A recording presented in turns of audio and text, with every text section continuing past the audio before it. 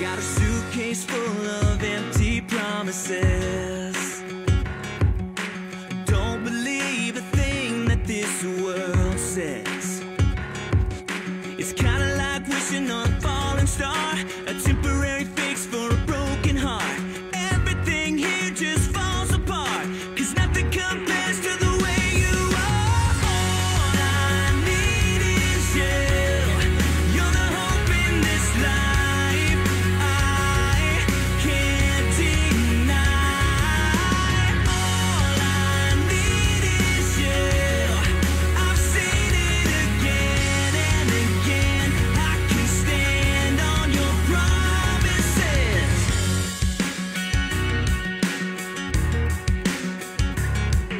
One thing I found in all my weakness is that I find my strength in the name of Jesus. Oh, you lift me up, I feel 10 feet tall. Standing with you, I can never fall.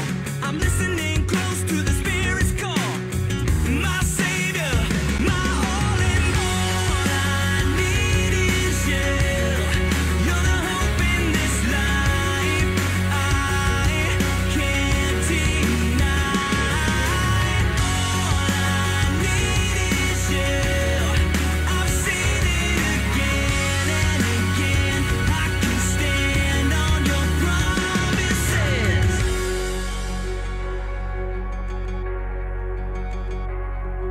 Standing, standing, standing on the promises. I'm standing, standing, standing on the promises. I'm standing, standing, standing on the promises. I'm standing, standing, standing on the promises. I'm God, I need you. You're the hope in this life I can't deny. All I need is you. I've seen it again and again. I can stand on the promises of God. Glory in the highest, I will sing, standing on the promises of Christ my King.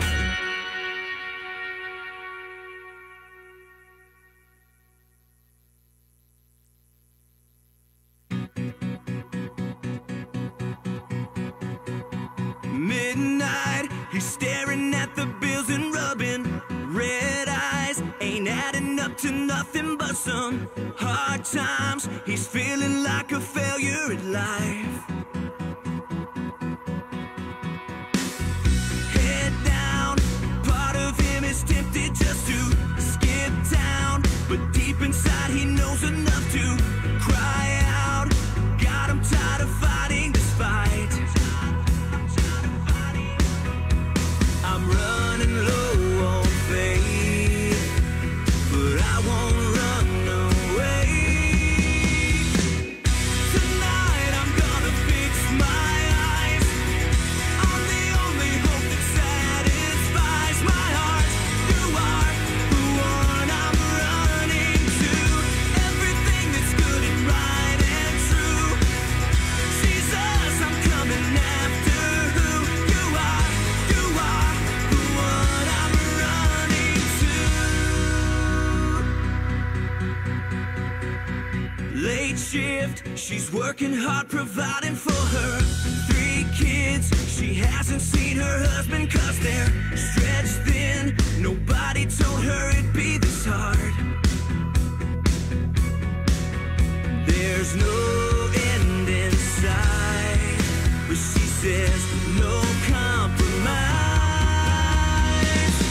Tonight I'm gonna fix my eyes on the only hope that satisfies my heart. You are the one I'm running to. Everything that's good and right and true. Jesus, I'm coming after who you are. You are the one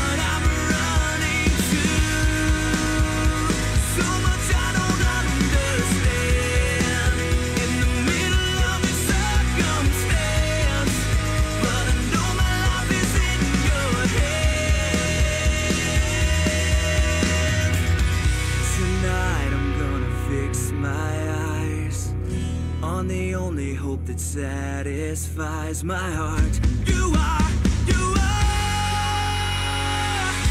everything that's good and right and true. Jesus, I'm coming after who you are. You are the one I'm running to. One I'm running to. I'm coming after you.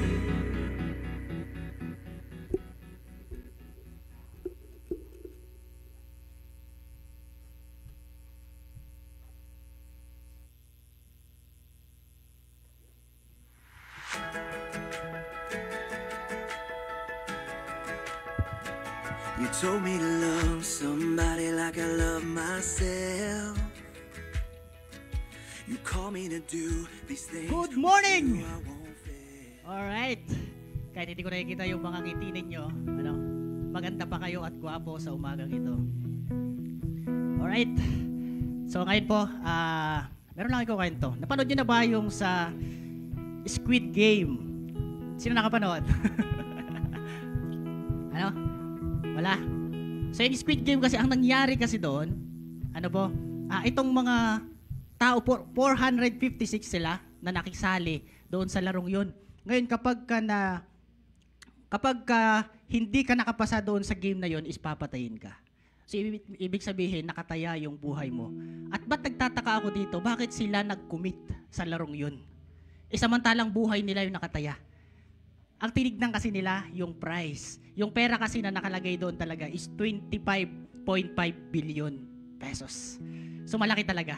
Kaya sila, naghahangad talaga sila na makuha yung price na yun, yung pera na yun. Bakit kaya? Dahil sa kanilang problema, sa kanilang family. Kaya dito ko rin napansin, na lahat pala ng tao na nagkukumit, sa kung saan sila nagkukumit, meron silang problema. Mayroong malaking dahilan. At nakita ko po doon na itong isang lalaki, may problema siya. Yung kanyang anak, hindi niya mapag-aral. Yung isa naman, hindi siya makapagbayad ng rent ng bahay. Kailangan niya talaga ng pera. Di ba? Marami dito nagre-rent, pero nakakapagbayad naman ng bahay. Pero nakita ko doon is yung commitment nila sa mali nila, yung kinumit. Yung commitment na dapat ibinigay nila kay Lord, dapat hindi sila nag-worry sa sitwasyon ng buhay nila, is nagkamali po sila. Kinumit nila yung buhay nila doon sa maling game na yon. At yun, nasayang lang yung buhay ng mga tao. Hanggang sa isa na lang yung makakuha ng reward na yon. Okay? So mapapansin po natin dito is tayo na nagkukumit, tayo pa rin sa Panginoon. Hindi po kayo nagkamali sa pagkumit nyo sa Panginoon. Kasi yung Lord na kinumitan ninyo, siya po yung nagbibigay ng lahat. Sigurado ba kayong 25.5 billion kaya ni Lord ibigay Di ba? Kasi siya naman yung pinanggagalingan ng lahat ng sources ng ating income. Lahat ng pinanggagalingan ng ating kailangan sa araw-araw. So kaya, i-congratulate mo yung kasama mo kasi hindi ka nagpatinag. Yung commitment mo, nananatili pa rin committed sa Panginoon. Okay? Meron kang labahin, pero hindi mo nilaban muna ngayon. Kasi meron pang Monday. Di ba? Meron kang trabaho, pero hindi mo pinasukan yung trabaho mo kasi hindi mo tinitignan yung sweldo. Ang tinitignan mo talaga yung biyaya na ibibigay ng Panginoon sa iyo. Sa lahat po ng mga nasa live, paki-comment po ninyo kung saan kayo naroroon at kung ano yung pangalan ninyo, at paki-share na rin ang ating live na ito at paki-tag yung inyong mga cell members at inyo pong mga kasama. Okay? Para pong mapakapanood po sila ngayong araw na to. Alright! So yun po yung nangyari doon sa kwento at I believe yung ating commitment ay hindi po sana matitinag dahil itong last Sunday ngayong September, pag-uusapan natin about commitment. Sana buo yung ating commitment. Hindi po sana ito masira. Okay? Tayo pong lahat ay manalangin. Panginoon, nagpapasalamat po kami sa oras na ito. Nagpapasalamat kami dahil Ikaw ang Diyos na makapangyarihan. Ikaw ang Diyos na nagbibigay sa amin ng lakas, Panginoon, sa araw-araw. We pray, O God, na Ikaw patuloy na mag-bless sa bawat isa na naririto, sa bawat anak mo na nandito, Panginoon. Lord, naniniwala kami na meron kang gagawin sa buhay ng bawat isa sa amin. At Lord, meron man kami pinagdadaanan sa buhay namin. Meron man kaming hinaharap na sa sitwasyon namin sa buhay. But naniniwala kami na tutulungan mo kami at mapapagtagumpayan namin ang lahat ng ito, Panginoon. At dalangin ko na Ikaw patuloy na mag-bless sa Assemblies of God leaders simula sa pinakamataas hanggang sa pinakamababang posisyon ng mga leaders, ng mga pastors. Lord, ikaw patuloy na mag-bless sa kanila. Anoint them, Lord, na maging sila pa ay maging ilaw at asin, Panginoon, ng mundong ito. At makita yung presence mo sa kanila, makita yung pagmamahal mo sa kanila, Panginoon, na ma-share nila yung gospel sa mga tao na hindi pa nakakilala sa iyo. Patuloy mo silang pagpalain, ganoon din ang kanilang mga pamilya. At dalangin ko rin na ikaw patuloy na mag-bless sa aming G12 leaders, sa aming G12 founder, Pastor Cesar and Pastora Claudia Castellanos, our Philippine National Coordinator, Bishop Uriel and Pastora Geraldine Baliano, our mentor, Pastor Francis and Pastora Shadow Madison, our network leader, Pastor Mamerto and Pastora Amelita Mariano, at ang aming senior pastor sa church na ito. We pray for Pastor Adrian and Pastora Greg Tocay. So Lord, thank you so much sa buhay ng bawat pastors na ito. Thank you, Lord, yung vision na ibinigay mo sa kanila. Lord, salamat sa pag-anoint mo sa kanila. Salamat sa pagpili mo sa kanila dahil naniniwala ka na meron silang kakayanan na baguhin ang mundong ito dahil itong Pilipinas ay para sa iyo. Lord, patuloy mo silang gamitin sa iyong kaluluwalhati ng iyong kingdom, sa kalalago ng iyong kingdom. Lord, salamat po, Lord, sa lahat ng pastors na ito. Bless mo, ganoon din ang kanilang mga pamilya, ang lahat ng mga sources ng kanilang income, lahat ng aspect ng kanilang buhay. Lord, salamat po, Panginoon, sa buhay ng bawat isa, sa mga leaders na ito, sa mga pastors na walang sawang nagme-mentor sa amin, walang sawang tumutulong, tumututok sa amin, Panginoon, para lumago kami sa aming pananampalataya, para pas lalo ka pa naming makilala. Lord, patuloy mo silang i-bless, Panginoon, ang kanilang buhay. And we pray you, God, na ikaw patuloy na mag-bless sa lahat ng local missionaries namin, Panginoon. Lord, sila po ay nagsasacrifice. Tinatayarin nila ang kanilang buhay para mag-serve sa iyo, para mapatunayan, Panginoon, ang kanilang pananampalataya, para maramdaman ng iba't ibang tao, Panginoon, kung gaano mo kamahal ang bawat isa sa amin. Lord, patuloy mo silang i-bless, ilayo mo sila sa anumang kapahamakan dahil anytime pwede silang mamatay, Panginoon, sa kanilang pagbimisyon, Panginoon, sa iba't ibang dako ng mundong ito, Panginoon. Salamat po sa buhay nila. Patuloy mong patatagin ang kanilang pananampalataya nang sa ganun hindi po sila madaig ng kalaban. Hindi po sila madaig, Panginoon, ng mundong ito. Lord, salamat sa buhay nila. We pray, O God, na patuloy mo silang pagpalain, patuloy mo silang palakasin, patuloy mo silang gabayan, Panginoon, na maging ilaw, maging modelo, Panginoon, na sila yung titignan namin. Na nakikita namin yung kanilang commitment, yung kanilang pagbibigay ng buhay nila para sa iyo, Panginoon. Salamat sa buhay ng bawat isa, sa bawat missionaries, Panginoon, na naisisend sa iba't ibang lugar. Lord, patuloy mo silang gabayan at patuloy mo silang protektahan, Panginoon. Dalangin ko na lagi silang ligtas, laging maayos sa kanilang pangangailangan. Bless po ninyo ang kanilang needs, Panginoon, lalong-lalo na sa kanilang kaperahan, kanilang kakailanganin sa kanilang pang-araw-araw, Panginoon. Salamat po at i-bless po ninyo itong Sunday na ito, itong service na ito, Lord, itong bawat tao na naririto, representative ng bawat family. Lord, patuloy mo silang pagpalain at kami ay mag-worship sa iyo. Ibibigay namin ang the best namin. Ibibigay namin, Panginoon, itong natitira naming lakas sa iyo, Panginoon, na muli kami magpapagamit para pagsilbihan ka, na itong natitira naming buhay sa mundong ito ay sa iyo lamang, Panginoon. Salamat po ng maraming salamat. Dalangin ko sa oras na ito, ikaw mag-bless, ganun sa mga kasama namin na darating pa lang, sa mga nakanonood sa aming live, Lord, patuloy mo po silang pagpalain sa kanilang mga bahay, sa kanilang trabaho, Panginoon. Kung nasaan man sila ngayon, patuloy mo silang i-bless, so Lord God. We thank you so much at naniniwala kami na meron kang gagawin sa araw na ito, Panginoon. We thank you and we honor you, Lord God. In this I ask in the name of Jesus. Amen and amen. Come on, let's stand to worship the Lord. Tayo po'y tumayo, mga kapatid. Yan, come on, church. Let's give our worship to the King. Amen. Patrinig ng palakpak ng mga anak ng Diyos. Come on. Mas malakas pa dyan. Hallelujah.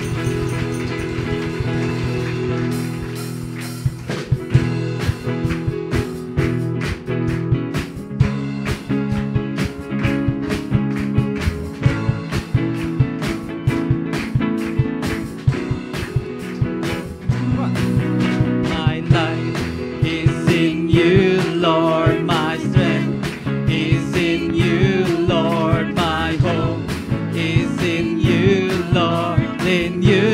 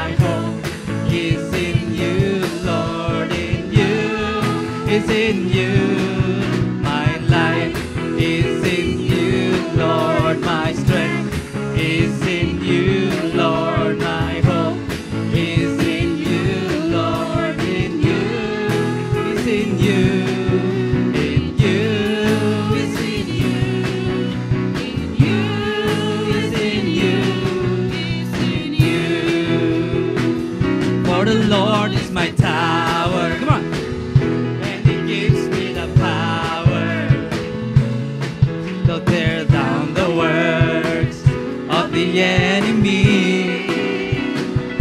In a difficult hour, He will crush the devourer and break the power of darkness under in my feet. Okay, so bago natin kantahin to mga kapatid, may sayaw to.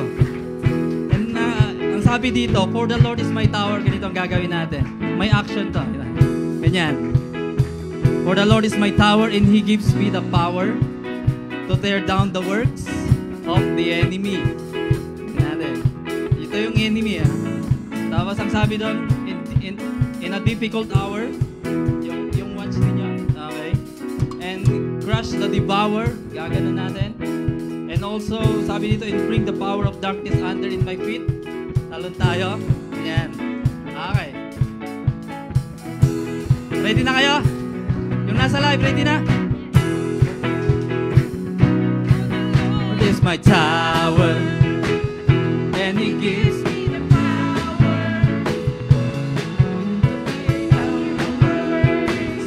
of the enemy. In a difficult hour, He will crush the devourer and bring the power of darkness underneath my feet. Come on! For the Lord is my tower, And He gives me the power to tear down the works of the enemy. Huwag kayong tumingin sa katabi nyo. In a difficult hour, He will crush the devourer and bring the power of darkness underneath my feet. Come on, for the last time, for the Lord. For the Lord is my tower, and He gives me the power to tear down the works of the enemy. In a difficult hour, He will crush the devourer and break the power of darkness underneath my feet. And break the power of darkness underneath my feet. And break the power of darkness underneath my feet. Yeah, hallelujah. Come on, let's give the best praise. Hallelujah. Oh, we worship you. Hallelujah. Hallelujah. Amen. Hallelujah. Ang sarap na magpuri sa Panginoon. Amen. Amen. So today, before we have this time of worship, so let's give everything to God today. Kung ano man yung kabigatan nyo, ano man yung mga bumabagabag sa yung mga sarili, it's our time to give to the Lord. Amen. Alam ko po, we come here to receive the word of the Lord and to have a new rema na marireceive natin today. And your worship will be your breakthrough today. Kung hindi mo alam yung gagawin mo, just speak the name of Jesus and the Lord will help you.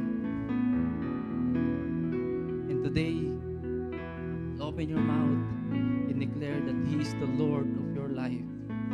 He is the King of Kings. Hallelujah.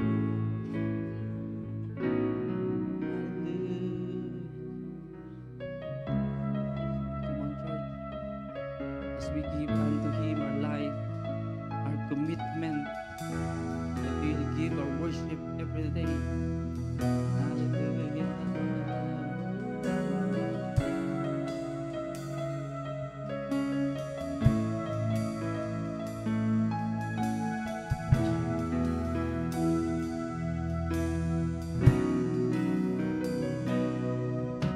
My Father, I adore you more than anything my heart could wish for.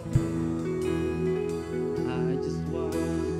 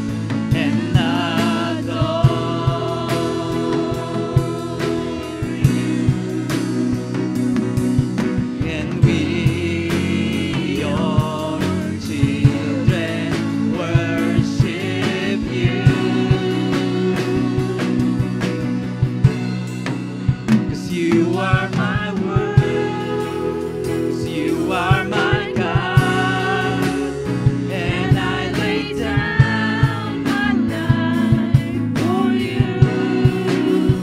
You are my Lord, the one I love. No one could ever take your place. Oh, I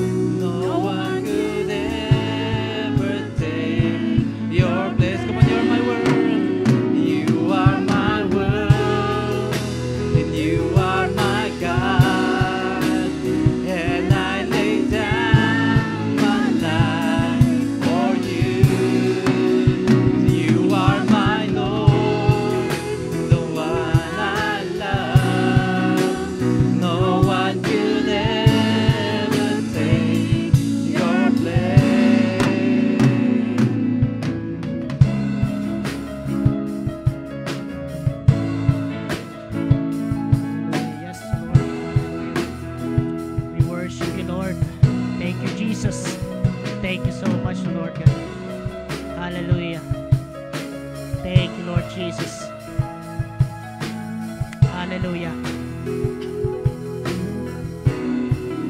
Hallelujah. Come on, bigyan po natin ng malakas na papuri at pasalamat ang ating Panginoon. Hallelujah. Yeah. Yung malakas pa dyan, yung malakas. Alright. So ngayon, sama-sama tayong i-declare, i-claim natin lahat ng babanggitin natin ngayon. At count of 3, sabay-sabay po tayo in 1, 2, 3. Today, I declare that God is my deliverer. The things that looks unbreakable will now break down as I step into breakthrough. I declare that every chain that has ever imprisoned me is falling to the ground, releasing me to move boldly and bravely. Today I declare that God is my provider. I will experience an overflow of God's favor in my finances. I will be prosperous. My career is blessed, and my business is blessed, and every need will be met with abundance. I declare that I will experience financial freedom and will have more than enough to live and give. I declare that God is my healer. I am strong, healthy, energetic, and productive. God is renewing my strength. I believe that I will live a long life and strong life, and I will do all God calls me to do. Today I declare that God is my miracle worker. He is going to do the impossible on my behalf. I will see the supernatural power and experience the kingdom of God every day. Today I declare that God is the author and finisher of my faith. He will establish my legacy, set new standards for my family, break generational curses, unlock generational blessings, and release the life that impact generations to come. In Jesus' name, amen and amen. Pwede na po tayo maupo. Alright. Sabi doon sa Genesis chapter 4, verse 3 to 4, makikita natin doon yung life ni Cain at saka ni Abel. Si Cain, ito yung first child, at pangalawa naman itong si Abel. So makita natin doon sa 3 and 4, makikita natin na parehas sila, both po sila is nagbigay sila ng offering, ng sacrifice doon sa ating Panginoon. In-offer nila. Si Cain, siya po ay isang magsasaka. At si Abel naman, siya po ay isang mangangaso. Nangahunt siya ng mga hayop. But nakita natin si Cain is in-offer din niya yung kanyang sound doon sa kanyang mga ani. Isinacrifice din niya sa ating Panginoon. At ganun din naman ang ginawa ni Abel. Si Abel. Kumuha siya, pumatay siya ng isang panganay na hayop doon sa kanyang mga alaga. Pagkatapos kinatay niya ito. At anong ginawa niya? Kinuha niya yung pinaka mainam doon sa part ng hayop na yon at saka sinunog at inayalay bilang offering sa ating Panginoong Jesucristo. Ay sa ating Panginoon. Mapansin natin doon, pares sila nag-offer, pero mas kinalugdan ng ating Panginoon yung binigay ni Abel. Bakit kaya? Kasi si Cain, binigay niya lang yung mga part siguro. Kung may 1 million siyang pera, baka nagbigay siya 100,000. Hindi nga yung talagang, ang tinitignan kasi ni Lord is yung heart natin sa pagbibigay. Tinitignan niya yung puso mo. Hindi niya tinitignan kung ano yung laki, kung ano yung dami ng ibinigay mo. Ang titignan niya yung laman ng puso mo. Dayan ba is kaloob-loob? Ayan ba talaga is labag sa iyong kalooban o masakit sa iyong kalooban ang pagbibigay? So sana katulad tayo ni Abel, na kapag magbibigay tayo, is ito sana is buong puso natin na ibibigay sa ating Panginoon. Biruin mo siya yung pinakamainam. Sa lahat ng pinakamainam sa pera mo, hanapin mo yung pinaka-planchado, yung pinaka hindi gusot. Titignan mo talaga kasi pinakamainam yung gusto mong i-offer sa Panginoon. At ngayon, hindi natin kalimutan, magbibigay din tayo para sa ating mga missionaries. Sila po ay nagsasacrifice sa ibang bansa para i-reach out, para mag-share yung gospel sa mga tao. Bigyan po natin sila ng kahit gaano kalaki o gaano kaliit man yung ating ibibigay, malaking tulong po ito para sa kanila. Dahil every last Sunday of the month lang po natin ibibigay yung ating offering para sa kanila. Para po yun yung gagamitin nila para panggastos sa pangangailangan nila sa araw-araw. So, yun po. At manalangin tayo, pag-pray natin yung ating tithes and offering. Hallelujah. Father God in heaven, thank you so much, O God, for this wonderful day. Lord, na binigay mo sa amin, nagpapasalamat kami sa patuloy na pagbibless mo sa bawat buhay ng bawat isa sa amin, lalong-lalo na sa aming kaperahan. Lord, dalangin ko na ikaw patuloy na mag-bless sa aming tithes and offering na ibibigay. Dalangin po namin na ito po ay sa ikalalago ng iyong kaharian, Panginoon, dito sa mundo.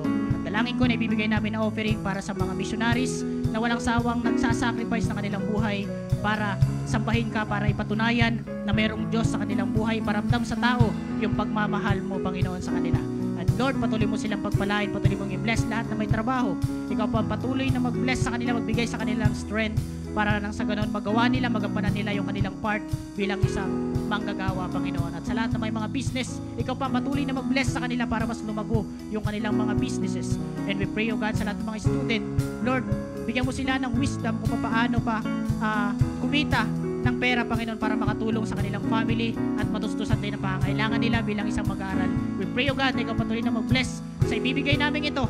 At maraming salamat po sa lahat ng iyong ginagawa sa buhay namin. Ito po ang aming panalangin sa pangalan ni Jesus. Amen and amen. At sa lahat ng mga nasa online,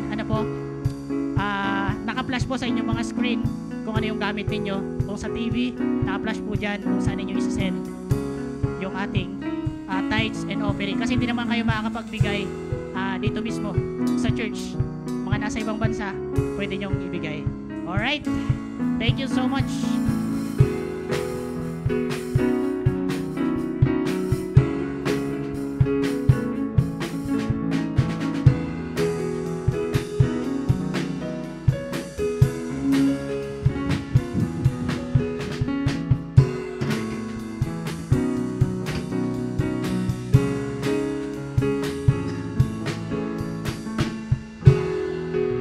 Amen. Amen.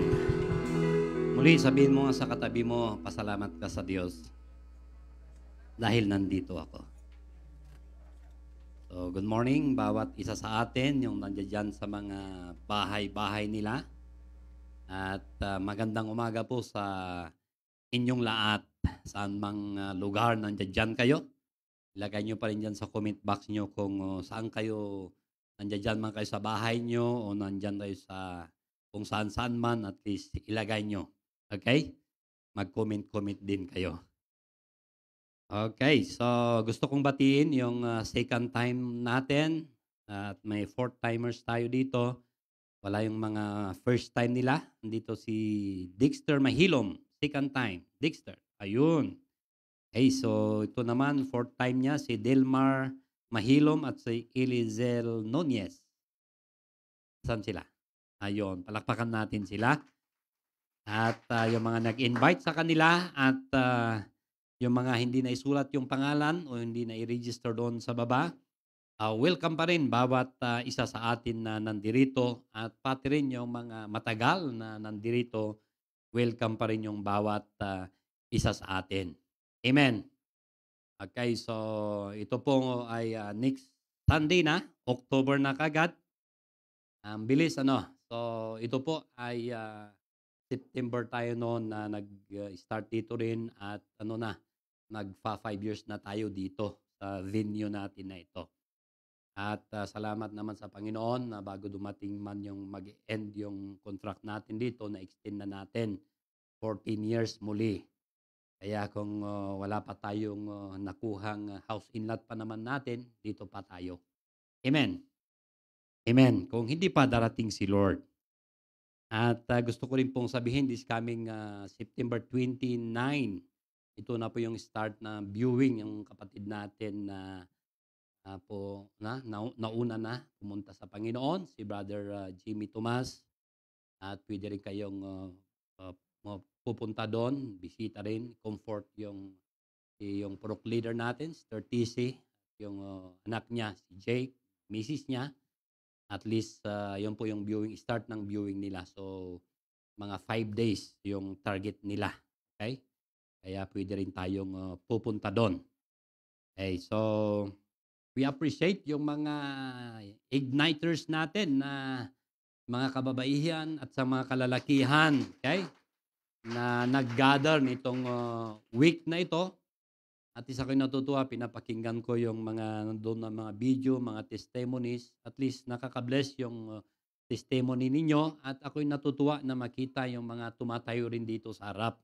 Amen. Na makita yung mga ibang mukha. At least ma-develop pa tayo. Kung ikaw mahiyain, at least magiging walang hiya ka para sa Panginoon. Amen. Nakapal yung mukha mo para sa Panginoon. At yun po, yung this coming Saturday, yung mga divine naman ang mag-gather. So natapos na rin yung the other week, yung digital platform, yung mga young adult natin. Okay, so dito pong sabi ko nga na ngayong September, magtatapos na tayo sa theme natin na it's about commitment. First Sunday, it's about yung hanap buhay. Second, hanip buhay. Last Sunday, agaw buhay.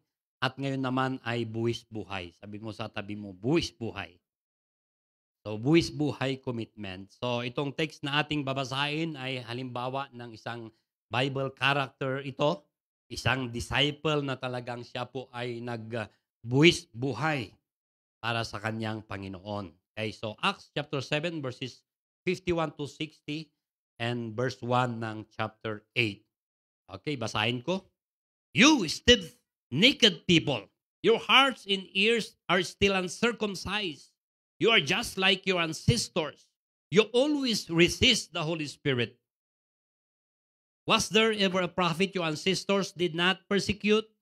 They even killed those who predicted the coming of the righteous one. And now you have betrayed and murdered him. You have received the law that was given through angels, but have not obeyed it. When the members of the Sanhedrin heard this, they were furious and gnashed their teeth at him. Talagang sound pa yung ngipin nila. But Stephen, full of the Holy Spirit, looked up to heaven and saw the glory of God, and Jesus is standing at the right hand of God. Look, he said, I see heaven open and the Son of Man standing at the right hand of God. At this, they covered their ears and yelling at the top of their voices. They all rushed at him, dragged him out of the city, and began to stone him. Meanwhile, the witnesses laid their coats at the feet of a young man named Saul. While they were stoning him, Stephen prayed, Lord Jesus, receive my spirit. Then he fell on his knees and cried out, Lord, do not hold this sin against them. When he had said this, he fell asleep. So, namatay po siya.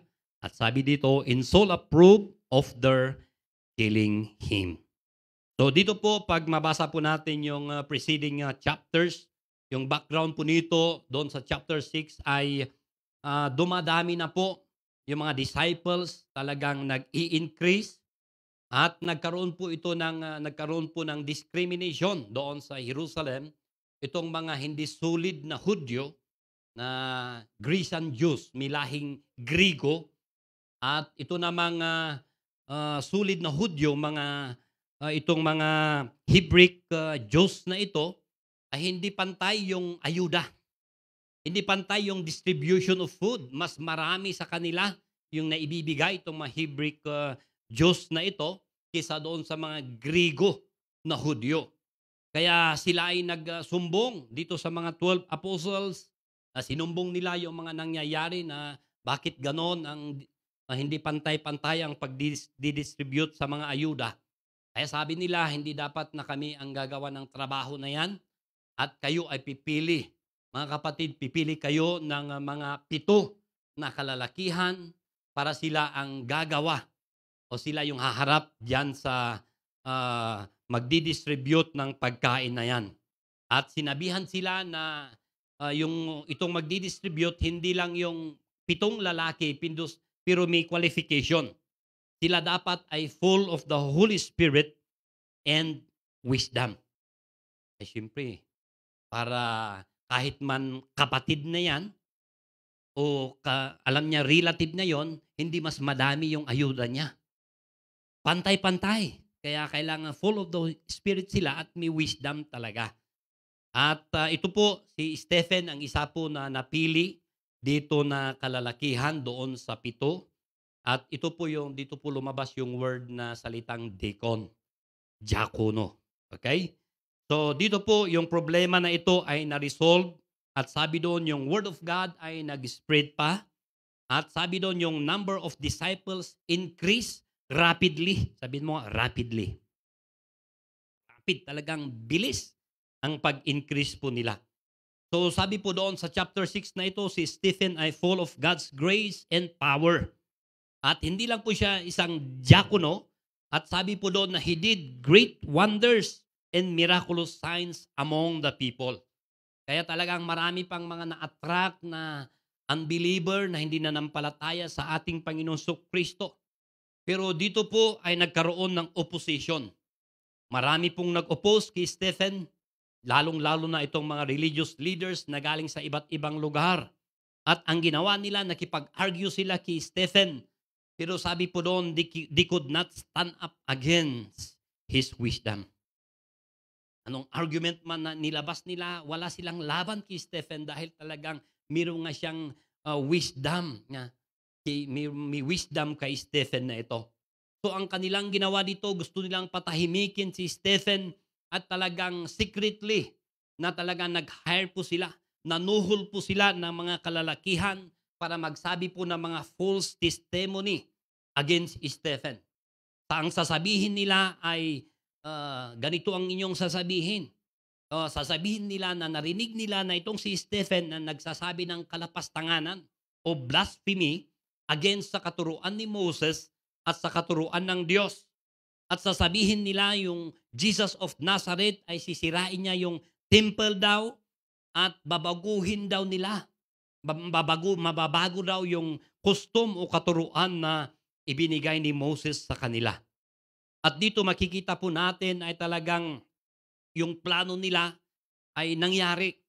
So si Stephen po ay inaresto po siya, dinala po siya dito sa Sanhedrin. Sabihin mo nga, Sanhedrin. Ito pong Sanhedrin na ito po yung korte nitong mga religious na Judaism na ito. Ito yung mga Hudyo. So itong court po nila, mayroon pong Sanhedrin, mayroon pong high priest yan, may pari, may teachers of the law, mayroon po yung Fariseo, mayroon din po siyang mga Saduseo diyan. Kaya po dito po ay nandoon po si Stephen na humarap sa kanila. At ganito po ang nangyari doon ay talagang sabi doon, itong Sanhedrin, nakatingin sila kay Stephen. Tingnan mo yung katabi mo. Tingnan mo lang.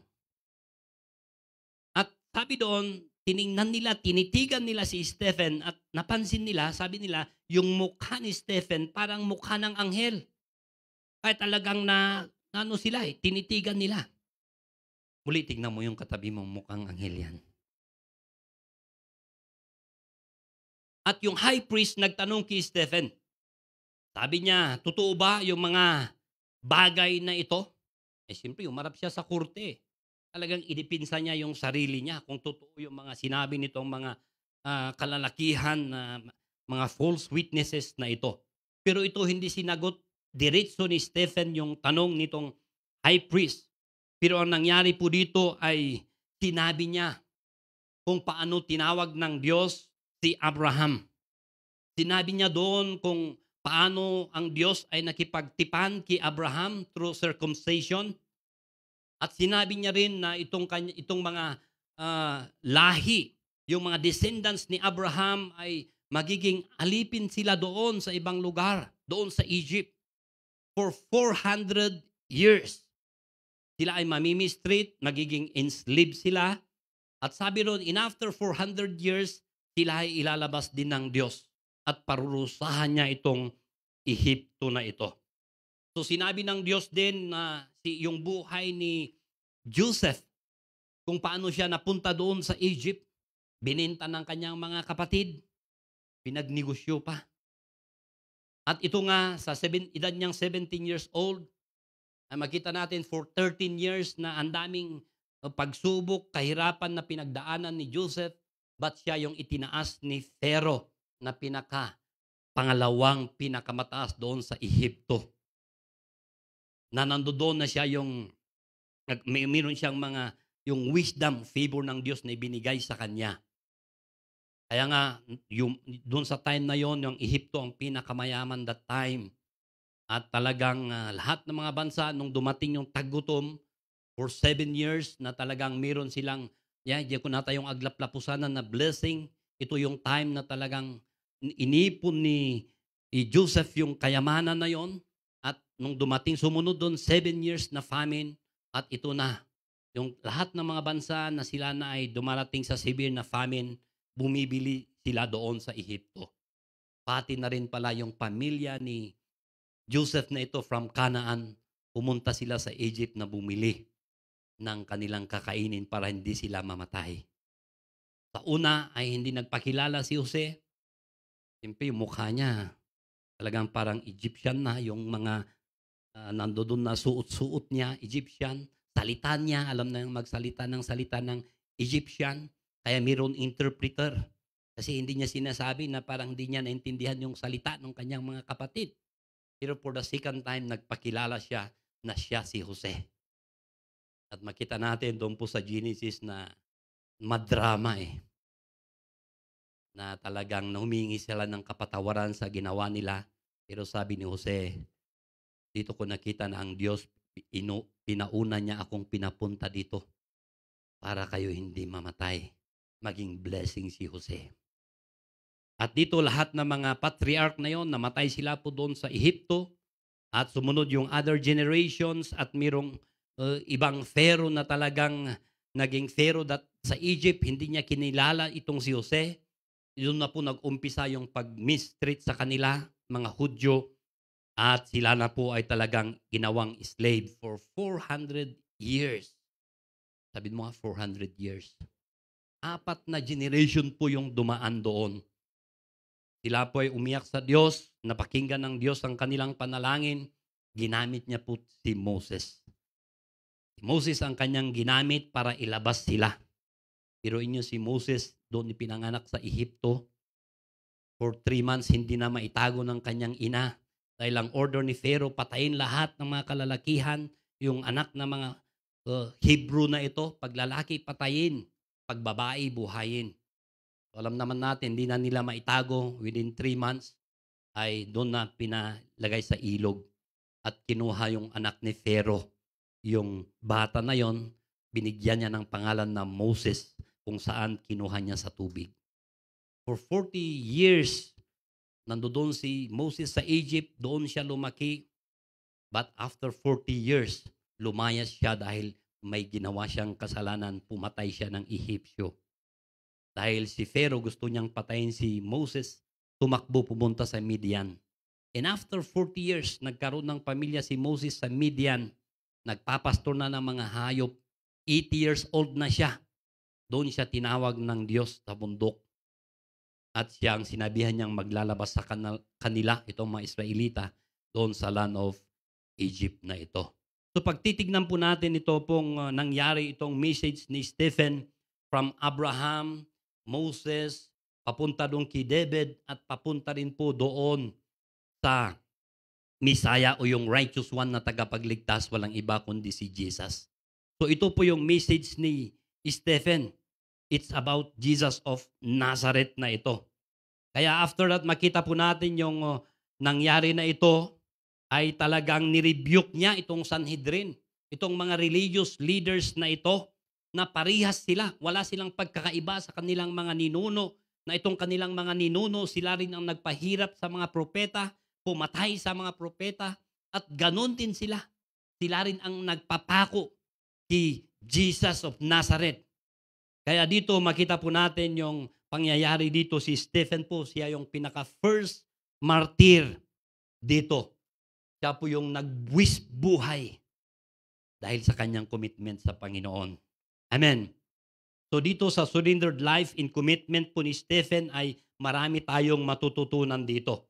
Na dapat alam natin sa puso natin, mga katanungan na pag dumating man sa atin, kung minsan pwede sigurong dumadaan tayo sa pagsubok, sa bingit siguro ng kamatayan, masabi pa rin natin na na-surrender na natin yung buhay natin sa Panginoon, na i-commit na natin sa Kanya. Amen. wala na tayong pag-aalala. Dumating man si COVID sa buhay natin at kung yun na talaga yung dumating na takdang buhay mo, at least nakakapit ka pa sa Kanya. Amen. So sabihin mo sa katabi mo, kanino ka nabubuhay? Lagay niyo po dyan sa comment box ninyo, kanino ka nabubuhay? So dito po sa verse 55 ng chapter 7, sabi po dito, but Stephen, full of the Holy Spirit, looked up to heaven and saw the glory of God and Jesus standing at the right hand of God. So dito po makita natin na si Stephen na ito ay nakafocus po siya sa anak. Walang iba kundi sa ating Panginoong Hesukristo. Amen. Yun po yung kanyang attention dito. Ito pong mga tao na ito, yung attention nila kay Stephen. Purposely talaga na i-attack nila si Stephen, patayin nila itong si Stephen, pero si Stephen ang focus niya sa Panginoon. Amen. Makita natin nung siya po ay isang disciple, naging deacon siya. Makita rin natin, gumawa siya ng miraculous signs and wonders. Talaga yung buhay niya ay talagang para sa Panginoon. Yung buhay niya talagang nabubuhay siya para sa Panginoon. Amen. Kaya po tayo, kung tayo man ay, sabi ko nga, dumadaan man sa hirap o challenges sa buhay natin, ilan po yung mga dumadaan ng pagsubok sa buhay nila? Wow. Kukunti lang yung nag-amen. Kaya yung katabi mo, hindi yan dumadaan ng pagsubok. So kung tayo man ay dumadaan ng hirap o pagsubok sa buhay natin, persecution sa buhay natin, dapat ang unang gawin natin na examine natin yung puso natin. Amen. Kung saan ba tayo o kanino tayo nabubuhay. Kung minsan kasi yung hirap na na-experience natin sa buhay po natin ay dahil din sa maling desisyon natin. Hello? Karamihan dahil sa mga bad decisions natin, dahil tayo ay wala kasi sa Panginoon. Hindi tayo connected sa Panginoon na ito. So kung titignan natin, napakahirap yung situation ni Stephen. Wala namang sinabi doon kung may kapatid si Stephen. Hindi naman sinabi kung buhay pa yung parents niya. Kasi kung ikaw siguro ang nandoon, kapatid mo si Stephen, masakit yan eh. Di po ba? Yung mga naka-experience ng namatayan, mga immediate family, masakit. Talagang iiyak ka talaga. Pero makita mo yung nangyari kay Stephen dito ay talagang siya yung unang martir na naging martir dito. Na disciple dito. Pero ang makikita natin dito, yung pagiging isang unang martir niya, ito po yung mitsa kung saan naikalat pa yung katuruan ng ating Panginoong Hesukristo sa iba't ibang lugar. Amen. Yung mga ibang tao na hindi nakakilala sa ating Panginoon, dito pa nila nakinala ang ating Panginoon. Kasi kung titingnan po natin doon sa last chapter, preceding chapters nitong Book of Acts, doon sa Jerusalem, 120 believers ang nandoon sa upper room. Chapter 2, nag-preach si Peter, may 3,000 na naligtas. Chapter 3, may pinagaling sina Pedro at saka si John na may milagro na nangyari. In that chapter 4 na yon, 5,000, sabi doon, ang naligtas. At nung sumunod na chapters, araw-araw may naidadagdag. At yung chapter 6, na yung nasabi ko kanina, nag-increase rapidly pa yung mga disciples doon. Kaya makikita natin, naturuan na sila ng salita ng Diyos, na-disciple na sila. Ito pala yung dahilan.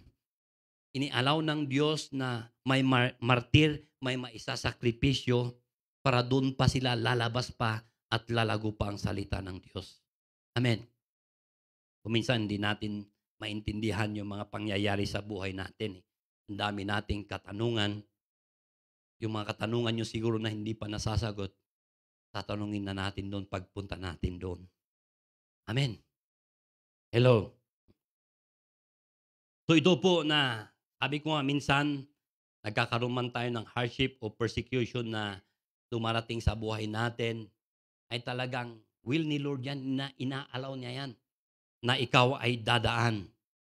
Para kung dyan man ay dadaan ka sa suffering o pagsubok sa buhay mo, ay gusto ng Panginoon para ikaw pa ay lumago sa iyong pananampalataya sa Kanya.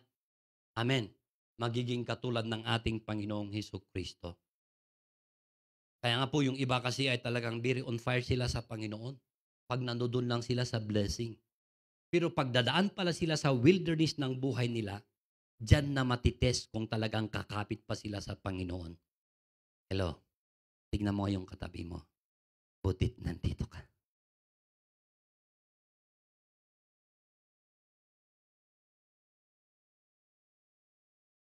So ito po sa 1 Peter chapter 3 verse 13 to 17, ganito po ang sinabi ni ni Peter dito sa mga nakakalat na mga believers dahil po sa persecution, at ganito ang sinabi niya sa kanila. Who is going to harm you if you are eager to do good? But even if you should suffer for what is right, you are blessed. Do not fear their threats. Do not be frightened. But in your hearts, revere Christ as Lord.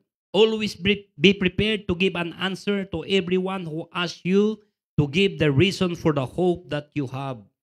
But do this with gentleness and respect, keeping a clear conscience, so that those who speak maliciously against your good behavior in Christ may be ashamed of their slander.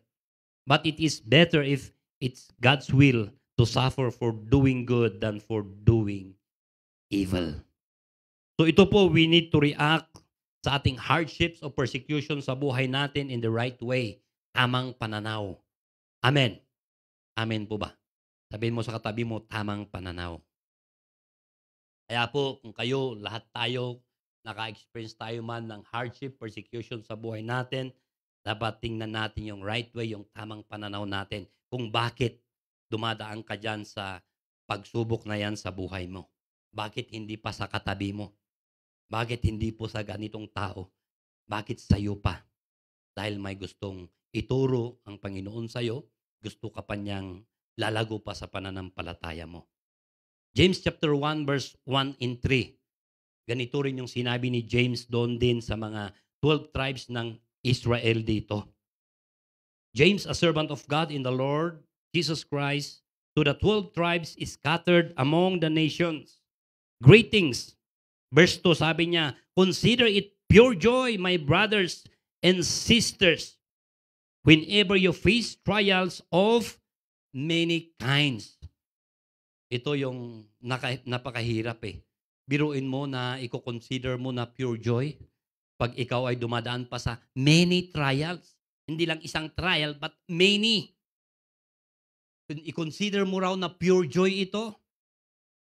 At sabi doon sa verse 3, because you know that the testing of your faith produces perseverance. Alam po, sabi ko nga, ako rin nung tinitingnan ko yung buhay ko, na talagang nung baby Christian pa ako, talagang tinitingnan ko yung mga pinagdaanan kong pagsubok sa buhay, ay sabi ko, ay ganun pala. Kaya pala. So ito po na makita natin dito, si Jesus, sabi niya din dito sa Matthew 5:11 and 12, ang kausap po niya dito nung time ng kanyang mga apostles o 12 disciples na pinili niya, sabi niya sa kanila, blessed are you when people insult you, persecute you, and falsely say against all kinds of evil against you because of me. In verse 12, sabi niya, rejoice and be glad, because great is your reward in heaven, for in the same way they persecuted the prophets who were before you. Kaya muli ito po, always examine our hearts na dapat alam natin kung kanino tayo nabubuhay. Kaya muli, sabihin mo sa katabi mo, dapat alam mo kung kanino ka nabubuhay. Kayo naman, lagay nyo dyan sa comment box ninyo, dapat alam ko kung kanino ako nabubuhay. Pangalawa po dito, sino ang nangunguna sa buhay mo? Sabi mo sa katabi mo, sino ang nangunguna sa buhay mo?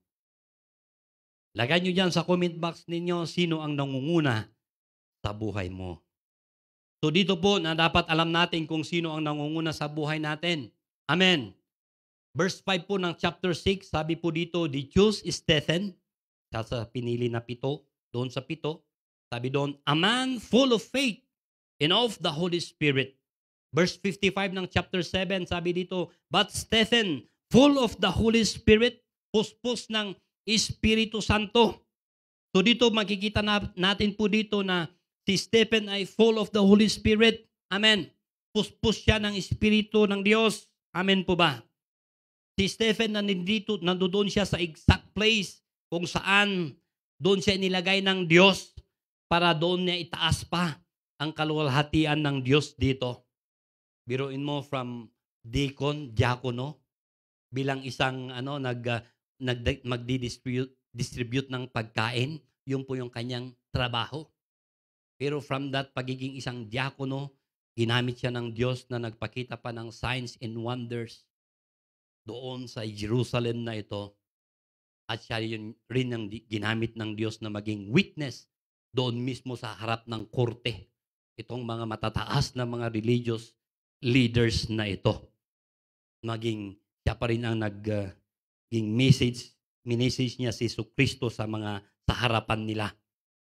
Kaya ito po na makikita natin na si Stephen, siya po ay nililid ng Holy Spirit.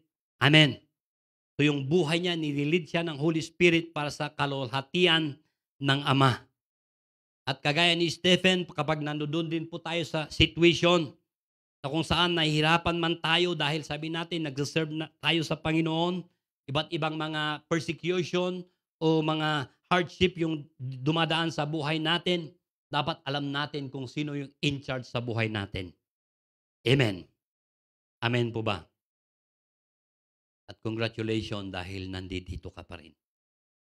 Kaya sabihin mo sa katabi ko, congratulations, nandito ka pa rin. Sabi ko nga ay hindi na tayo magtanungan kung may problema yung katabi mo.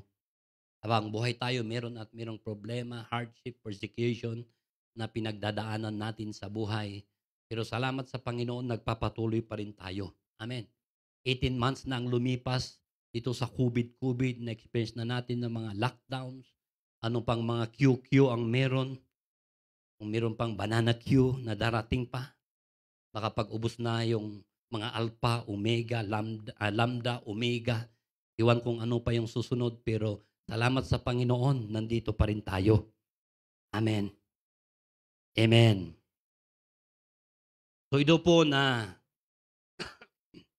still na papatuloy pa rin tayo na nag-serve sa Panginoon. So kung tayo po ang nangunguna sa buhay natin, kung tayo po ang may control sa buhay natin, makikita po natin na nandoon tayo sa deep trouble dahil wala tayong connection sa Panginoon. I-try nyong titignan siguro, evaluate yung buhay natin nung ikaw ay walang relasyon sa Panginoon at nung ikaw ay nandito na sa Panginoon, yung nakarelasyon ka na sa Kanya. Makita mo yung malaking pagbabago. Kaya huwag na tayong babalik pa doon sa lumang buhay natin. Amen. Sabi mo sa katabi mo, huwag ka nang babalik sa lumang buhay mo. Kaya pag ang Holy Spirit po ang nagli-lead sa buhay natin, dadalhin niya po tayo doon sa perfect place. May experience po natin yung parang mga imposibleng bagay kung tayo ay nakakonik pa rin sa Kanya. Amen. Psalm 37 verse 23, ganito po ang sabi ni David, "The Lord makes firm the steps of the one who delights in Him." Kita natin ito bilang isang salmista, mang-aawit. Ang dami rin niyang karanasan sa buhay niya. Very loyal sa kanyang master, sa kanyang hari na si King Saul. Pero hinahunting pa rin siya na gusto siyang patayin. Pero makikita po natin na still na nakadepende pa rin siya sa Panginoon. Amen. Nakadepende pa rin siya doon sa Espiritu ng Diyos na yon ang nagli-lead sa kanya. Job 23 verse 10, ito naman si Job, sabi niya, "But He knows the way that I take. When He tasted me, I will come forth as gold." Ilan po ba sa inyo dito yung nakahawak na ng ginto? Wala pa? O ilan sa inyo dito yung may ginto? Ang hirap pong hanapin yung ginto. Ba? Rare lang po ang maito, kaya very valuable. Kung ganyan lang sana sa kalsada na bato yung ginto, baka ubos na yung mga bato dyan. Pero inaapakan lang natin, dinadaanan natin dahil very common eh. Ang daming mga bato, pero yung ginto, kakaibang bato ito. Rare lang. Nandoon sa ilalim pa ng lupa, kaya sabi ng iba na kumukuha ng ginto doon, Yung parang paa nila nandoon sa lupa, yung isa nandoon sa hukay. Dahil madilim, may ilaw, kung wala pang gamit na masyado, magagas pa sila, mamamatay talaga sila. Ang daming process po itong gold na ito. At ito na-test yung buhay ni Job dito. Pinakamayaman, sabi doon sa east. Lahat, ang dami niyang mga alagang, mga cattle, mga sheep. Pero makita natin isang araw lang, bankrupt kaagad siya. Sunod-sunod yung dumating na pagsubok sa buhay niya. Pati yung anak niya, patay, lalaki, babae. Yung asawa niya, hindi naman namatay. Pero yun ang ginamit pa ng Diablo. Sabi niya, ilunod mo kit di day ta Diyos mo kat matay ka. Dahil meron masyang sakit eh. Pero makita natin si Job, hindi niya ginawa yon. At yung last doon sa last chapters ng buhay ni Job, sabi doon, minultiply pa ng Diyos yung kanyang kayamanan. Amen. Nagkaroon din siya ng mga gaganda at mga gwapong anak. Amen. Dahil kumapit pa rin siya sa Panginoon. Dahil doon, alam niya, yung nangunguna pa rin sa buhay niya, sa negosyo niya, ang Diyos. Amen po ba? So dito, makita natin na yung duty natin, i-allow natin na yung Holy Spirit na siya sana ang maglilid sa buhay natin, na kahit kung minsan parang ayaw natin yung destination kung saan niya tayo dadalhin. Hello. Pangatlo po dito, kanino ka nakatingin? Sabihin mo sa katabi mo, kanino ka nakatingin? Acts 7:56, sabi po dito, look, I see heaven open and the Son of Man standing at the right hand of God. Habang ina-attack po itong si Stephen na ito, very focused sila na sugurin itong si Stephen na ito, pero siya po ay nakafocus po sa glory o kaluwalhatian ng Diyos. Amen. Sabi niya doon, nakita niya yung langit na bumukas at yung kaluwalhatian ng Ama. Nakita niya doon na nandoon si Jesus na nakatayo. Hello. Nandoon si Jesus sa right hand of the Father. Kaya dito po nung marinig nitong mga religious leaders nung sinabi ni Stephen na ito, ang alam nila nagbablasphemy siya, nagsasabi siya ng kalapastanganan. Kaya ang ginawa nila, sabi doon, tinakpan nila ang kanilang mga tainga. Sabi doon, nagsigawan sila ng malakas na tinig at sama-sama nilang sinugod si Stephen, kinaladkad, nilabas doon sa syudad at pinagbabato po siya. Ang mga taong nabubuhay po ayon sa kalooban ng Diyos ay nakakakita ng isang bagay na hindi nakikita ng walang relasyon sa Kanya. Hello? Itong mga nakarinig doon hindi sila makapaniwala eh. Wala silang nakita, pero itong si Stephen, meron siyang nakita. Ano ang ginawa ni Stephen? Hindi siya nakafocus doon sa problema. Hindi siya nakafocus doon sa mga taong susugod sa kanya, sa mga taong papatay sa kanya. Kundi doon siya nakafocus o nakatingin sa ating Panginoon. Amen. Yung kanyang tagapagligtas na sinabi that time doon sa mga Sanhedrin na ito. Alam niya na siya ay aabusuhin. In a short time ay talagang alam niya yung mangyayari sa buhay niya. Pero alam niya rin na pupunta siya doon sa presensya ng Diyos. Amen po ba? Kaya po dito ang tinuturo sa atin dito na ikaw ba ay pag may dumating na pagsubok sa buhay mo, hardship sa buhay mo, ay doon ka nakafocus? O doon ka nakafocus? Doon ka titingin sa iyong tagapagligtas. Kaya po mga kapatid, na sabi ko nga, hindi ko alam yung mga pinagdadaanan ng bawat isa sa atin. Bakit dumadaan ka dyan sa bagay na yan? Pag kang nakafocus dyan. Hello? Dapat sa Kanya ka nakafocus. Dahil siya yung magsusolve sa problema mo o sa hardship na pinagdadaanan mo sa buhay. Amen po ba? Amen. Kaya sabi po doon sa Hebrews 12:2, sabi ng author dito, looking unto Jesus, the author and the finisher of our faith. Ang daming tumalikod, Dahil may nakita sila doon sa leader nila, team leader nila, pastor nila, na-discourage sila. Sino bang nagligtas sa'yo? Kung sila man ay alis, sila man ay tumalikod, dapat magpatuloy ka pa rin. Amen. Amen po ba? Kanino ka nakatingin? Kaya po dito nung makita natin na si Stephen, nung makita niya si Jesus dito na nakatayo, at makikita natin si Jesus talagang i-welcome niya yung first martyr. At ito ay talagang i-confess ni Christ itong si Stephen sa harapan ng kanyang ama. Maalala niyo yung sinabi ni Jesus sa kanyang mga disciples? Kung sino man yung ikakahiya siya sa harapan ng kanyang ama sa mga tao, ikakahiya niya rin sa harapan ng kanyang ama. Pero si Stephen, makita mo, hindi na niya kinahiya. Nibuhay niya. Nagbuwis siya ng buhay. Para lang itong mga Sanhedrin na ito, itong mga religious leaders, ay makakilala sila sa Panginoon. Magsisi sila sa kanilang mga kasalanan, yung kanilang ginawang pagpatay doon sa righteous one, yung kanilang Messiah dito. So dito po makita natin, mga kapatid, na ma-imagine natin, okay? Na-imagine natin nandun sa, yung ama nandun nakaupo, at sa kanyang kanan nakatayo si Jesus, na nandun na i-welcome niya itong si Stephen na ito. Sabi niya, "Welcome my good and faithful servant." Amen. Ganun sana tayo. Hello? Pag dumating man yung takdang oras natin, i-welcome ka ng Panginoong Jesucristo. "Welcome, my good and faithful servant."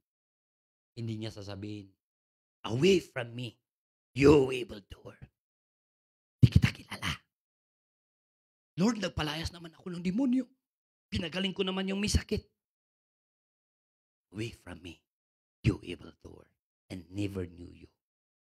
Pero ito po makita natin, excited si Jesus, nakatayo, i-welcome niya itong si Stephen na ito, na nagbuwis buhay. Amen. Natin, malungkot yung ikaw ay mamatayan ng immediate family. Ating kapatid na si Brother Jamie, nung nagkaroon tayo ng lockdown noong 2020, ay talagang makikita mo, siya rin ay nagpagamit nung wala pa tayong online. Doon po sa kanyang family ay talagang nagsishare siya ng message. Ini-invite din yung kanilang kapitbahay. At least ipinopost din doon. Nakatutuwa. I-testify niya na talagang pag-prepare ng message. So makita natin ngayong taon, isang taon lang lumipas after yung COVID, ay yun na pala yung takdang oras niya. Pero salamat sa Panginoon, nagpatuloy siya na hindi siya tumalikod sa kanyang pananampalataya. Amen. Ang nakakalungkot sa atin, bakit? Buhay pa tayo. Ang dami pang pagsubok na dadaanan natin sa buhay. At diyan ka talaga matites kung kakapit ka sa Kanya o yung magpapatuloy ka pa sa Kanya. Hello? Kaya buti pa yung mga nauna na nandun sa Panginoon, nagsiserve sa Panginoon. Ngayong week, namatay din yung treasurer po nila doon sa San Carlos Church. Talagang nakakalungkot din. Pero nauna na siya. So, alam natin na malungkot man yung mawalan tayo ng mahal sa buhay. Pero yung comfort natin pag kasama niya ang Panginoon, nakahawak siya sa Panginoon, doon siya nakatingin, ay talagang, wow. Nauna na sila, tayo din ang susunod kung tayo ay magpapatuloy. Amen. At kung saan nakatingin tayo sa ating Panginoong Jesucristo. Amen. Kaya examine po natin yung puso natin, yung buhay natin, kung kanino ka nabubuhay, sino ba yung nangunguna sa buhay mo, kanino ka nakatingin, at panghuli po dito, kanino ka nakasandal. Sabi mo sa katabi mo, kanino ka nakasandal. Kapag yung nakasandal, ganun, nakasandal ka. Dito po sa verse 58 and 60 ng chapter 7, sabi doon, nang sinugod po si Stephen na ito, sabi doon, drag him out of the city and began to stone him. Meanwhile, the witnesses laid their coats at the feet of a young man named Saul while they were stoning him. Stephen prayed, sabi niya, Lord Jesus, receive my spirit. When he fell on his knees and cried out, Lord, do not hold this sin against them. When he had said this, he fell asleep. Biruin nyo, ma-imagine nyo yung bato. Mas ano pa siguro yung sword na puputulin yung ulo mo, at least minsanan lang. Pag matulis, ya? Pero bato, may imagine mo gano'ng kalaki yung mga bato, gano'ng katutulis yung mga bato, ang dami nilang bumato. Yung maliit nga na bato, pag ikaw binato, masakit eh. Mabubukulan ka eh. Siya talagang hindi lang bukol, hindi lang duguan. Talagang makita natin dito, talagang namatay po siya. Dahil sa pambabato po sa kanya na ito. At dito makita natin na kahit nandoon siya sa dying moments niya, makikita pa rin natin na siya ay dependent pa rin sa Panginoon. Amen. Lord Jesus, receive my spirit. So anong gustong ituro sa atin dito? Matuto tayong learn to call on God in every situation.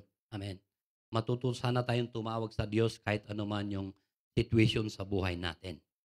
Jeremiah 33:3 sabi dito na, call unto me and I will answer you and I will show you the great and mighty things which you do not experience. Matthew 7:7 sabi dito, ask and it will be given to you. Seek and you will find. Knock and the door will be open to you. Ang ating Panginoon Kristo ang nagsasabi dito.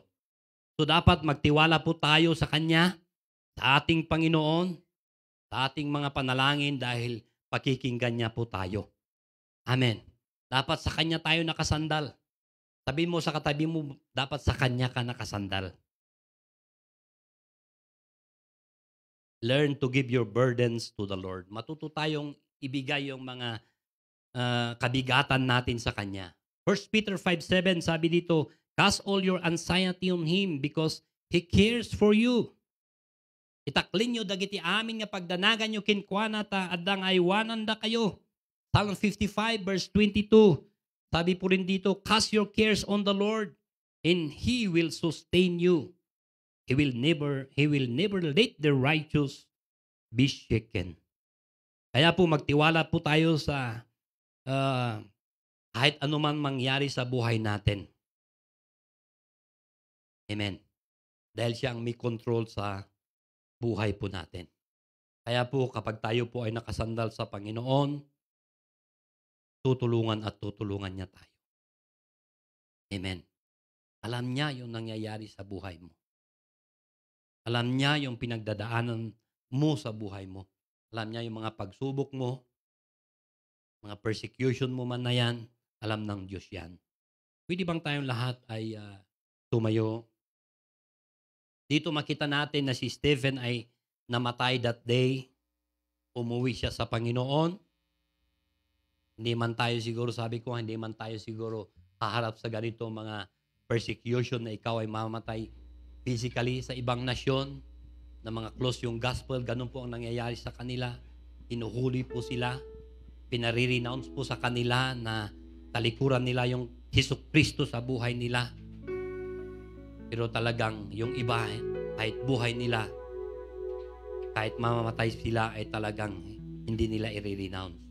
Yung iba na 50-50 yung commitment nila sa Panginoon ay talagang give up sila. Sabi ko nga yung Syria, sabi doon sa record nila, 1.8 million yung mga believers doon. Pero dumating ng mga pagsubok na ganito, yung buhay na nila yung nakataya. Pero inyo, 677,000 lang yung record na. Mahigit kalahati yung give up sa kanilang pananampalataya sa Panginoon. Kaya dito po na sana ay isurrender natin, commit natin yung buhay natin sa Panginoon, naka-submit sana sa Kanya at patuloy na magtiwala tayo sa Kanya. Amen. Handa ka na bang magbuwis buhay? Hello. So ang challenge ko na ito, bawat isa sa atin ay kailangang natin na palagi sana na-examine yung buhay natin.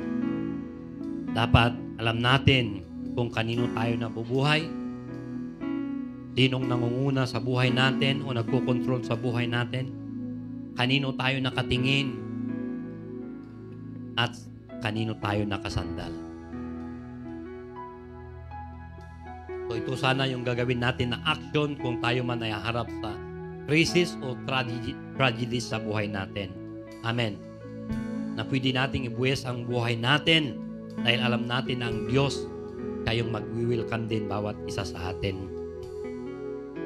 Pero pag hindi pa tayo sigurado, pag 50-50 pa ang commitment natin sa Panginoon, ayusin na natin. Amen. Ayusin na natin. Ikaw ang nakakaalam kung kumusta yung relasyon mo sa Kanya.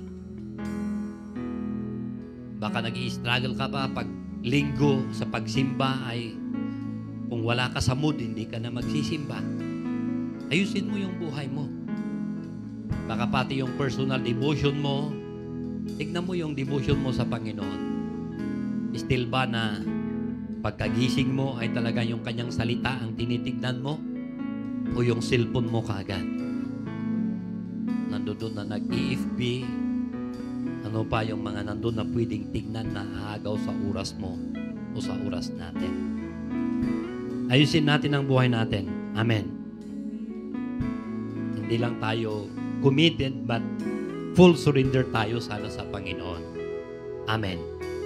Come on, bigay ko sa mga music team na sila magpaawit at makipag-usap tayo sa Panginoon. Tapos na itong team natin sa about commitment. Sabi ko nga, ikaw ang nakakaalam sa buhay mo, sa sarili mo. Kung still ba na, totally ba na, 100% na binigay mo yung buhay mo sa Kanya. Come on, makipag-usap tayo habang bawat isa nakapikit at habang sila ay nagpapaawit. Lord, I give you my heart. I give you my soul. I live for you alone. Every breath that I take, every moment I'm awake. Lord, have your Come on, makipag-usap tayo sa Panginoon. Personal na communication natin sa Kanya. Hallelujah, hallelujah. have your way in me. This is my desire. Kung wala kang relasyon sa Kanya, ito na sana yung time na ibigay mo na yung buhay mo. Tanggapin mo siya bilang Panginoon at tagapagligtas sa buhay mo. Kung matagal ka namang mananampalatayan na pero atras abanti ka, ito na sana yung time na fully committed ka na sa Kanya. Fully surrender ka na sa Panginoon. Hallelujah. Thank you, Lord Jesus. Worship you. All I have within me, I give you praise. In all that I adore is in you, is in you. Hallelujah, Lord. Lord, I give you my heart. I give you my soul. I live for you alone. Every breath that I take, every moment I'm away. Lord, have your ways in me. Lord, I give you my heart. Yes, Lord. Ito po ang aming panalangin, Panginoon. I will give you my heart. I live For you alone, every breath that I take, every moment I'm away. Lord, have your way in me. Lord, I give you My heart, I give you my soul. Come on. allow the Holy Spirit to move in our midst. For you alone, every breath that I take, every moment I'm away. Lord, have your way in me. Lord, have your way in me. Hallelujah. Thank you, Lord Jesus, O God. O Panginoon, patawarin mo po kami kung yung buhay Kristiyano namin o bilang iyong alagad ay hindi namin ginagawa, sinusunod ang iyong salita. At ito na sana yung paalala bawat isa sa amin, 100%, walang pag-alinlangan po na susunod kami sa iyo, Panginoon. Fully surrendered kami sa iyo, Panginoon. Hallelujah. Tulungan mo po bawat isa na nandito ng mga kapatiran. I-bless mo rin po yung buhay nila. Kung ano man yung mga pagsubok na pinagdadaanan nila, Panginoon, ikaw ang nakakakita, inaalaw mo yan, dahil gusto mo pa, bawat isa sa amin ay palaging nakakapit sa iyo, Panginoon. Palaging nakatingin sa iyo, Panginoon.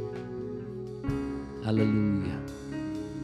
Bless mo po bawat mga lula, mga lolo, mga nanay, tatay, mga young adult, mga igniters, Panginoon, mga bata. Lahat po, mga hanap buhay ng bawat isa sa amin, ikaw po magbi-bless at mag-protect po, Panginoon. Salamat muli, Panginoon, sa umagang ito. Tiayat, tiyama, nga iso nga. Patuloy nga nangayayat kada tayo. Ganti may kaduang persona niya po tayo sa Kristo, patuloy nga iparabor na ada nga madaka na tayo. Ganti Espiritu Santo, so kadimananti, magipag-adda, mangidalan ka na tayo, at lahat ng anak ng Diyos magsabi ng Amen and Amen. God bless po. Manatili po tayo nakatayo. Alright. Meron po tayong announcement sa lahat ng mga nanay. Taas niyo po yung mga kamay, kaway-kaway. Sa lahat ng mga nanay, meron po kayong gathering this coming Saturday, October 2. Mag-start po kayo ng 9 a.m. Sa lahat ng mga nasa live ng mga nanay, punta po kayo dito sa Saturday. At sa lahat po ng ating, niimbitahan po namin kayo na sumama sa aming prayer gathering every Wednesday. Napaaga na po yung time, 7 p.m. to 8 p.m. Yun lamang po, and God bless us all. Ingat po kayo, ingat. God bless, God bless.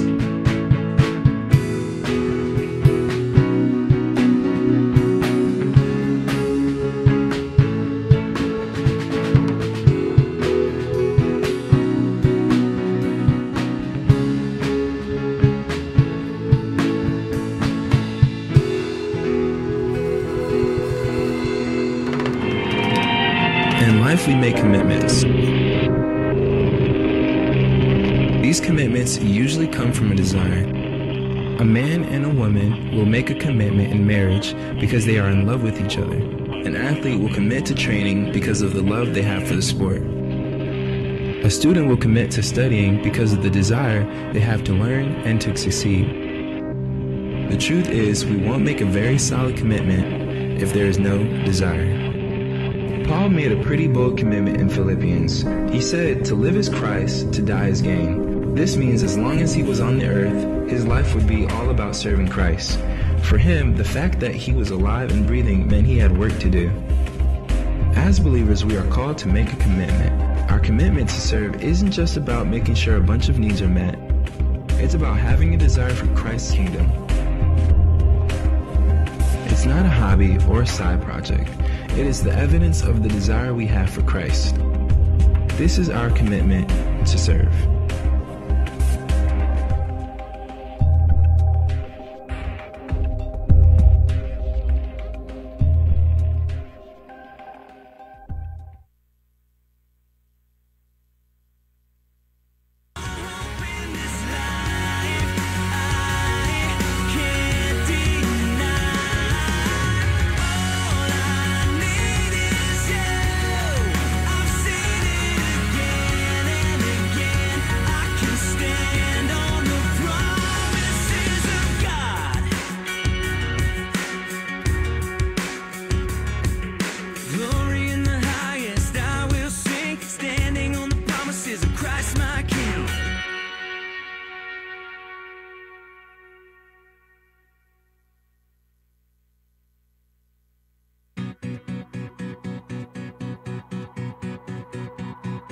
midnight, he's staring at the bills and rubbing red eyes. Ain't adding up to nothing but some hard times. He's feeling like a failure at life.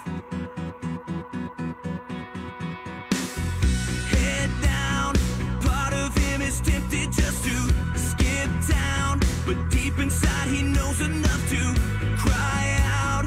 God, I'm tired of fighting this fight. I'm running low on faith, but I won't run away. Tonight I'm gonna fix my eyes on the only hope that satisfies my heart. You are the one I'm running to. Everything that's good and right and true. Jesus, I'm coming after who you are. You are the one I'm running to. Late shift, she's working hard, providing for her 3 kids. She hasn't seen her husband 'cause they're stretched thin. Nobody told her it'd be this hard. There's no end in sight, but she says no compromise. Tonight I'm gonna fix my eyes on the only hope that satisfies my heart. You are the one I'm running to. Everything that's good and right and true. Jesus, I'm coming after who you are. You are the one I'm running to. So much I don't understand in the middle of this circumstance, but I know my life is in your hands. Tonight I'm gonna fix my eyes on the only hope that satisfies my heart. You are, you are everything that's good and right and true. Jesus, I'm coming after who you are. You are the one I'm running to. One I'm running to. I'm coming after you.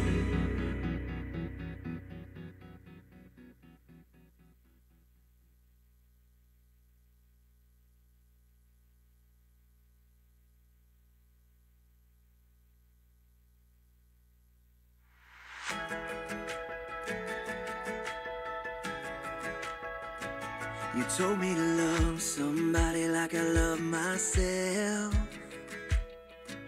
You call me to do these things, with you I won't fail. I can do the impossible, reach the unreachable. You provide miracles every day. I surrender it all, there's power in your name.